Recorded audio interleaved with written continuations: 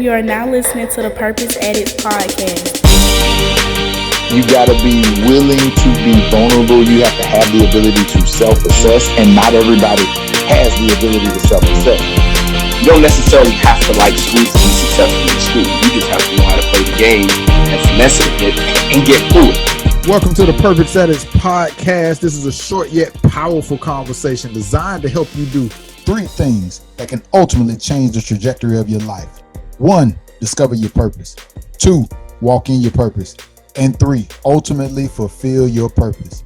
I am your host, Coach Vic, and I'm joined as always by my lifelong friend, my brother, the educator, Dr. Shane Colquhoun. Purpose Addicts, what up? Another week, Doc and Coach, we back. What's up, Shane? You all right? Yo, I'm good, my brother. How are you? I'm good, man. I'm good. You look good. We opposite right now, but you look good. You look like you in a good space right now. What you mean opposite? You got on a white shirt, I got on a black shirt, you got on a red. You know what I'm saying? Okay. You know what I'm saying? Yeah. Oh man, I'm good, man. A little bit more stress than I'm showing, but shoot, brother. Fingers and toes moving. I'm good. Life is good, homie. That's the measuring stick. It's your fingers and toes moving, people. All right. If you're listening to the sound of my voice right now, I want you to check your fingers and toes. If they move, then you're good. Whatever you was worried about is not important anymore. Yeah, somebody pissed off because they didn't wake up this morning. I don't know if they actually pissed if they didn't wake up. Nah, they pissed. They spirit somewhere. If you believe in heaven, hell, if you're into that kind of thing, True. depending on where they at, they pissed off. True. That's a great point. That's a great point. Depending on where they at, if you into that kind of thing. That's a great visual as you think about the spirit sitting there looking like, yeah, or woke up today. Or just gosh, fingers and toes, man. Shoot, life is short, bro. Yeah. Life is short. Check this out. I want to take today's What Blew Your Mind, and it came from listening to a song by Big Sean. I'm trying to remember the song. He collabed with somebody. And I didn't expect, I think it's called Body Language. That's what the song is called. If anybody out there, look up Big Sean, the song is called Body Language. He opens the song with this phrase: I had people in my circle who wasn't in my corner. And that, think about that. You got people in your circle that ain't in your corner. But it's technically there's no corners in a circle. It ain't about that. People in his circle who didn't back him, who wasn't in his corner. Yeah. I mean, I get the line. Yeah, it was cold. I had to draw it to visually think about it. Like, man, even if you in a circle, you wrapped in this. Like, you can't get out. True. So there are no corners. Yeah. But at the same time, it blew my mind because it made me think: how many people, if they look at their circle, got people who ain't in their corner? Yeah. They say they on the side. Woo. They say you on their side, you not, or they say they on your side, they not. They ain't got your best. Yeah, man, that's cold. What's the name of that song? Body Language. So that got me thinking, like, how do you tell? Like, I'd like to believe that if I had people in my circle who wasn't in my corner, I would be able to tell. But like, how do you tell when people aren't really in your corner? Actions, bro. Actions. As a man thinketh, so he is, and as a man doeth, so he is too, I guess. I don't know. But did you just make that up on the site? I did. Yeah, I just thought so. I think the one's from the Bible, the first one. But okay. Yeah, it is. I had this conversation with somebody today or this week, and I said, people only want to bring up the past or use the past when it's convenient. So, like, a person is only a reflection of the things they do and the things they think. Mm-hmm. Like, I can do nothing but judge you by what you actually do. So if somebody is in your corner, fam, you're gonna know it. It's going to be clear as day. There's not going to be very many gray lines. There's not going to be much of a gray area. Excuse me. Right. There's not going to be much of a gray area. They're going to be solid. They're going to be there. But it's like, I'm learning the older I get, the far and the fewest between. It was like, I was listening to the Pivot podcast the other day. Dope podcast. And Kevin Hart was like, the team, there's only like 8 people. He said, well, Jay, there's only like 6. And I started to think, I might be a smooth 3. You know what I'm saying? Yeah. And you know, and I'll just leave it there just so I don't offend anybody. You know, you're not my friend. No, it'll be good, but it might be a smooth 3. You know, people that like I know no matter what, they won't fold, they're gonna be there, they're gonna speak on my character in the right way. If I need anything, they're gonna be there. Yeah. Far and few, bro. Yeah. Like, I'm with you. I think I'm a hard 3 and a possible. that possible still trying to work things out themselves. Yeah. You know, like the possible that I'm thinking about, they are trying to get them together. And until they can get them together, they can't fully support me and everything in the ways that I might need them, right? Because you can't give to people what you don't have. So for me, I can see the potential in them being a ride or die, but I need them to get them together so that when I call on them, when they call on me, we know exactly what we get. Yeah, man. It's far and few in between, bro. It's far and few between. Like, shoot, that's this last year, 2 years, man, it showed me that it's like it's hard to find people that are 100% solid, man, and take care of business, man. Yeah. So, but you know, this kind of is a good segue because the topic, like principles that you live by. Like, if you had to give me some of your core principles, what are they? Core principles. This makes me think of a recent conversation. It was actually a coaching session I did with my daughter. We were talking about accountability. And more specifically, we were talking about self-accountability, right? And so I asked her the question, what are you committed to? And then I asked her, what do you expect of you? And so that question you just asked me makes me think about that. For me, when I think about what I'm committed to, which is having a positive impact on the world, if that's what I'm committed to, then what I expect of me, what my core principles are, to sacrifice for the greater good of others. Mm-hmm. That's a core principle. Be honest, not just with myself, but with other people. Mm-hmm. And probably to that quote, be committed to people who are in my circle, who are also in my corner. Mm-hmm. Mm-hmm.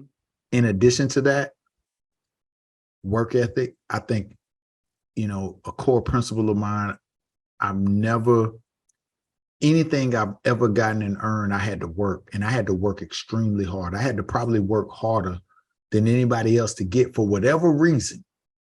And so as a core principle, work ethic and sacrifice go hand in hand for me. So if I'm willing to sacrifice for others, then that also means I'm willing to work harder than others in order to be able to sacrifice for the well-being of others. So I probably say that's my core principles. So do principles change? Do they fluctuate? Like, how should, or let me ask, are principles, should you see a person's principles in their daily interactions?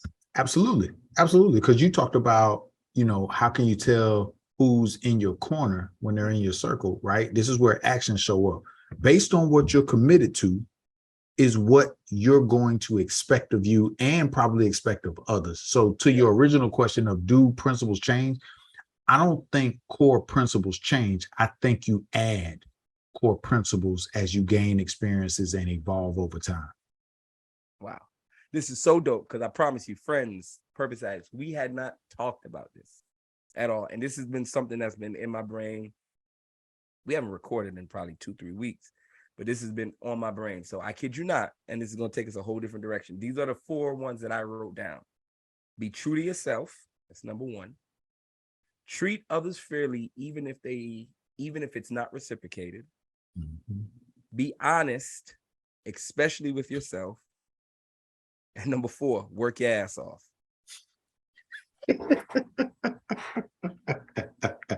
We didn't talk before, I promise. We did not talk before. We did not talk before, and that's Well, just so. we did. How? Because we talked through actions. We saw this in each other long ago and over the years, and you tell a lot of people a lot of stuff with your actions. Yes. Right. Yes. So we did talk. You just it's so crazy because I think we might have talked about this last, like when we first started. There's always a correlation between your personal values and principles and the people you keep around you. Yeah. And it's important to keep people around you that bring diversity and different thoughts, but also have some of the core same principles. And that just blew my mind as you was talking. Like literally our lists just line up, boom, boom, boom, boom, boom, boom, boom. Well, I think in the people you keep around you, it's important that a quality you expect of them is to hold you accountable to your core principles, right? Because if you knew that I said my core principle is to make sure I work my tail off and to sacrifice for my family, and then you heard I told you that I wasn't doing that, you would check me. You'd be like, absolutely. Like, you would ask me questions first to make sure, hey, maybe it's some context that you're just not aware of. But the minute you sniffed out some BS, you would call BS. 100%. 100%. 100%. And that's the thing, dude. I don't know that people are expecting that in the people they keep around. I don't know if people are expecting for people to call them out. Like I expect you to call me out if I'm slacking. Yeah. Yeah. And I mean, yeah, people don't want honesty. People don't want honesty. They want their shit pacified and no accountability. And you know what was so odd about, and it's funny you say accountable, or you say that, call you out on it, because a couple of weeks ago we was talking about my transition, and you was telling me that, dog, you just need to cut ties, and you gotta go. And even to this day, my principles is telling me now, I've committed to transitioning this way.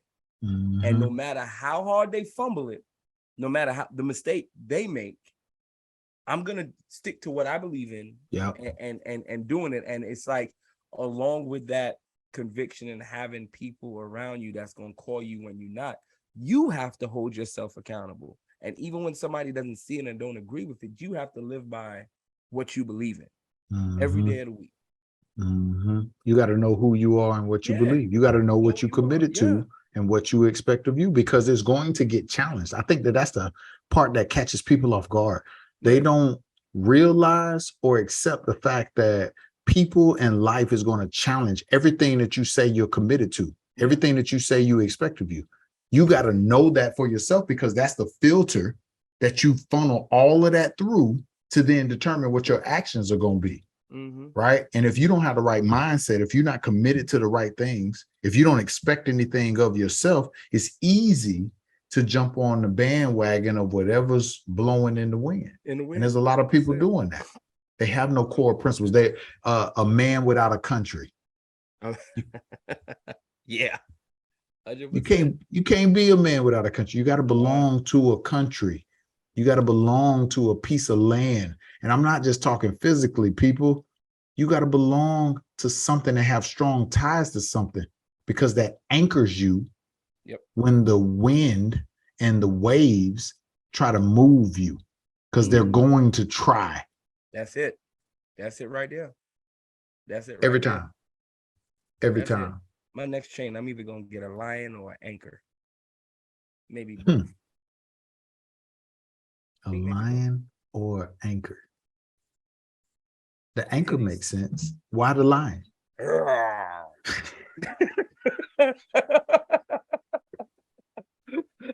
Yo, because that's how I feel, dog. I met with my chair this week, and she told me that we were just talking about, like, this whole transition. I've learned a lot. This whole transition, I've learned a lot about certification, and like, this teacher shortage is real. Like, this teacher shortage is real. So we were talking, and she told me that, like, we are the only HBCU in the state of Alabama that offers a music education degree. Mm. She said that, I was like, oh, wow, really? So in my brain goes from being the only HBCU to offer a music education degree to we are responsible for music education, especially for our people, for the entire state of Alabama, because The we the only entire one that state. offers it. Yeah. That's it. Rawr. You know what I'm saying? So that's why I say lying. That's why I say lying, because it's like, yo, if I didn't have a battery in my back before, it's like, yo, we got to clean this up, fam. Yeah. It's a criminal. It's a crime. Down to today, bro. I got an email from somebody looking for a band director, and we supposed to be producing them, and we ain't got nobody in the pipeline. Come on, man. We got no time to go, dog. I mean, I'm not saying that we've done a bad job. No. But yo, let's raise it, man. If we pushing out 3, we need to push out 7.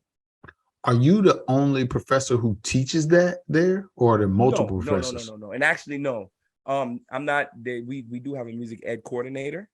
Okay. So I'm just gonna be working alongside of him. So I'm not the only one that teaches it there. Got it. I know. Because me. For a second there, I would have thought that came to mind was like, not only are y'all the only university who provides that, but are you the only teacher in the entire state, the only professor who is providing this? Plenty, but it's specifically HBCUs. But yeah, no, we have it, and they do a good job. Like, they do a good job, but there's a disconnect. Like, you know, when they say, when white people catch a cold, black people catch pneumonia, that shit is real. Like, there's a lot of just undercurrent of really just injustices, you know, of things, of just even the pipeline to getting the certification. Like, you know, imagine an underserved college kid going to college, really ain't got no money. You know, they're relying on loans and the band scholarship that they got. And then just to get your certification, you got to pay $450 to take the test. With no guarantee. You know, that's easy for Timmy, who has a trust fund. But this guy coming from a single parent home who they're just, you know, I mean, there's just a lot of, you know, and you think about the preparation. Like, imagine a kid going into music education who had music starting in kindergarten, and every year they had a music class, whereas a kid that just started music in 9th grade. These are real things. So like, all of these systems are in place, and yo, it's time to work around them, man. I'm excited about it. But you know, you got there because you were talking about the lion, because it's like, I'm ready to eat something, bro. I'm ready to just go out and pick this thing up. Yeah. Whole nother level, bro. Let me ask you this, right? This conversation around principles, and what made me think of this was the examples you just shared, right? Life is going to throw adversity at you. Life is going to get hard. It's going to get tough. And there are people, college students, young people, very early on in life who haven't quite established what their core principles are. What's your advice to someone, whether young or old, on how do you identify what your core principles are?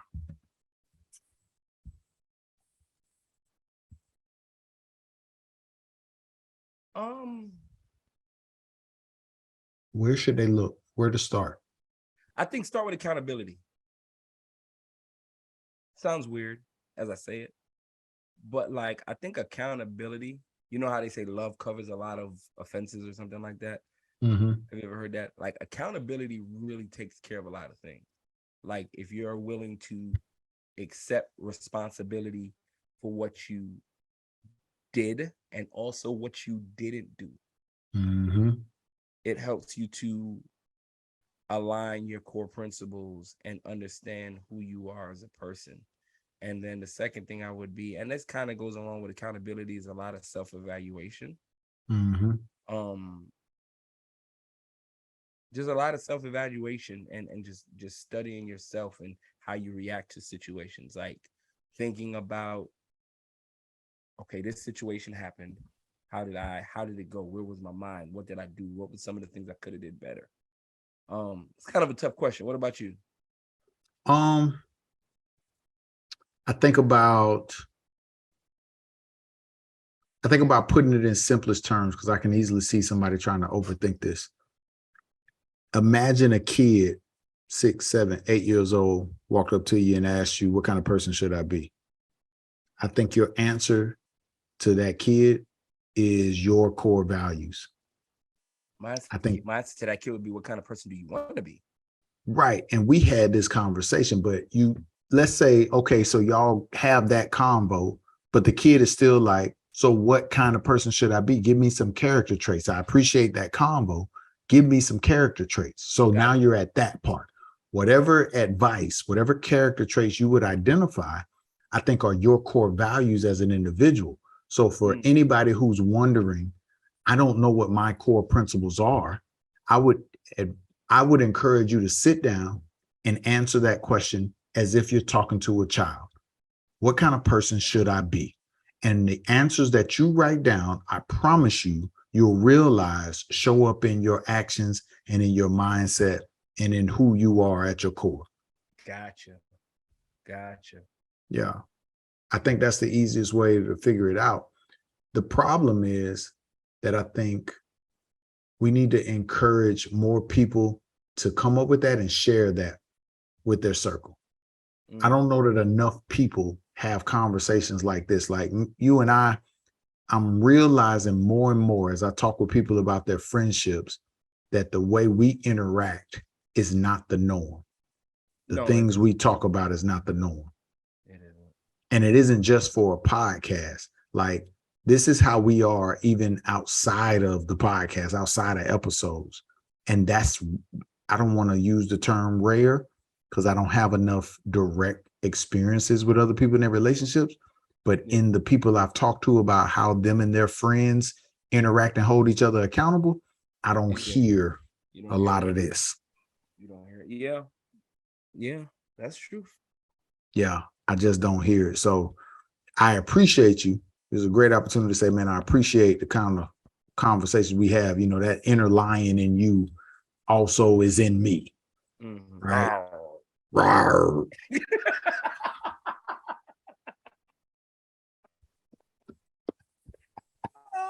Hey, Purpose Addicts. I want you to growl and I want you to record yourself and I want you to send it to us. Give us your best and send it in. I know you think we have episode. Yeah, that's the name of the episode. It's just gonna be I don't know how you spell that, but I will figure that out. R. Yeah. We will figure it out. Oh, that's so good. Dude, man. This one was a short one, but this is a good one. I'm good to break here. How about you? I'm straight. All right, bet. I don't have any footwork this week. Do you? Yeah. Y'all make sure y'all go to Profile Districts, get you some t-shirts. Check out the Purpose Addicts single, Spotify, get us some streams. I feel like I got something going on. Go post your records on Breaker Nation. We're also looking for internships. We have an open enrollment of internships. So if you're interested in getting into the music industry, the Breaker Nation app is the thing for you. Go on, load your music, get feedback on your music, sign up for an internship program. And I should have something new next week that I'm gonna try to talk about. Yeah, you and me both. That's why I don't have any footwork. I need to wait a week before some stuff unfolds. I got a big announcement for our Purpose Addicts. You'll come to appreciate it. It's gonna be a good one. All right, let's close out. Yeah. Also, check out my social media. Social medias on all platforms at Creating Hustle 1440. I am starting to find my rhythm, specifically TikTok. Oh yeah. Go like, follow, add at Creating Hustle 1440 on TikTok. Been really finding my rhythm with these motivational videos. I had one video that goes, it was actually on Facebook, had hit 100K last week. Congrats, and, man. I'm up to like 500 followers on TikTok, and it's been roughly about a month since I've been working on it. So it's crazy. Follow me. It's crazy how consistency leads to success. It's funny. Yeah, well, go figure. All right, thanks. Right? That's his way of holding me accountable. Don't worry. He'll say something that holds me accountable. We'll call it even. Yeah, quote of the day. Quote of the day. It's a letter to yourself, everybody. I want you to say, "Dear me, there will always be someone who can't see your value. Don't let it be you." Ooh. Say that again so I don't get that woo in there. Dear me, there will always be someone who can't see your value. Don't let it be you.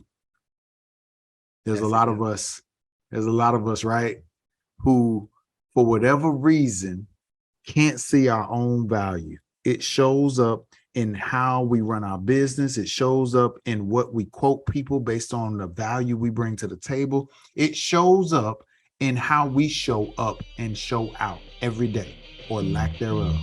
But at the end of the day, it's important that you recognize your value and add tax, as they say. Purpose Addicts, you're worth more. Show the world that you are. As always, that's Doc. I'm Coach. Man, another great episode. I appreciate you, man. If you haven't already, like, subscribe, share the show. This podcast is growing. We got season 3 about to launch. So if you don't hear from us for a minute, it's because we in the lab getting some guests in. You're going to love who we got as far as the lineup. Live life on purpose. Purpose Addicts. We out.